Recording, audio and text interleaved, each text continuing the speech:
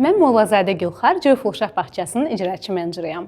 Biz bugün buraya tərbiyəçilərin Bağçam Uşaq Bağçaları şəbəkəsində təşkil edilmiş Gardnerin çoxnövlü intellekt nəzəriyyəsinə əsaslanmış məşğələlərin qalibiyyətini və fəxri fərmanların təltifi üçün buradayıq və biz də Joyful Uşaq Bağçası olaraq bu məşğələlərdə iştirak etmiş və bizim 5 tərbiyəçimiz bu məşğələlərdən qalibiyyətlə ayrılmışlar. Tərbiyəçilərimiz öncə bütün uşaqların intellekt səviyyəsini dəyərləndirmiş və buna əsasən ətraflı məqsədyönlü məşğələlər təşkil etmişlər.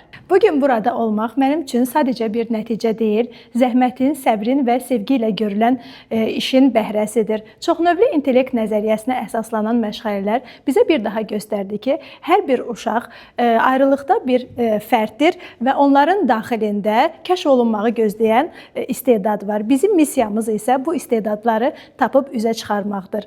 Bizə bu imkanı yaradan, inkişafımıza dəstək olan Bağçam Uşaq Bağçaları şəbəkəsinin rəhbəri Samirə xanıma dərin təşəkkürümü bildirirəm və ümid edirəm ki, daha böyük nailiyyətlərə doğru birlikdə addımlamağa davam edəcəyik. Bu nəzəriyyə mənə öyrətdi ki, hər bir uşaq fərqlidir və hər bir uşaq özünə məxsus istedadla doğulur. Siz gördüyünüz məşğələdə hamı başını aşağı salıb, hamı çalışırdı öz tapşırığını yerinə yetirsin. Düz, səhv, amma yerinə yetirsin çalışırlar. Ən çox məni cəlb edən o oldu. Hər uşağa fərdi yanaşma. Xoşumuza gəldiyinə görə uşağa ötürdük. O da böyük şeydir. Sizdə də maraqlı idi, savad təlimi idi və bölmələrə bölmüşdü müəllimən. Bir balaca danışa bilərsiniz qısa olaraq bu təşkilatınız?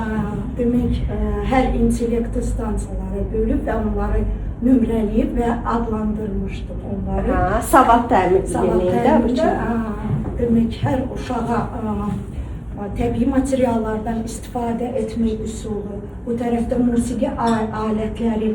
Mənim özümə maraqlı olmalıdır ki, o maraqlı da bəli uşaqlara. Bu mövzu da, tirad mövzusu hər zaman o yaşda uşaqlar və biraz daha böyük cəlb edən bir mövzudur. Orada biz qızıl tapırıq, biz orada, yəni ki, oyunlarımız da bir-biri ilə əlaqəli.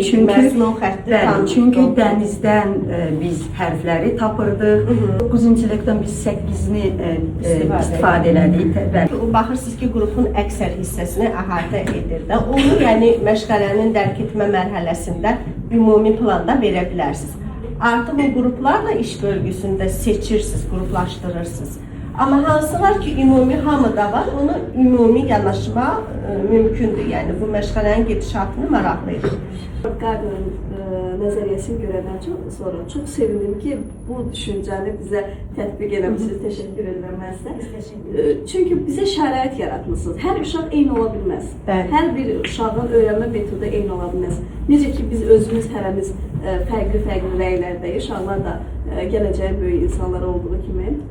Onlar da indidən gələcək üçün hazırlanan insan olduqları üçün indidən onların intellektləri seçilir, onları biz indidən onlara necə rəftar etmək lazımdır, biz bilməliyik.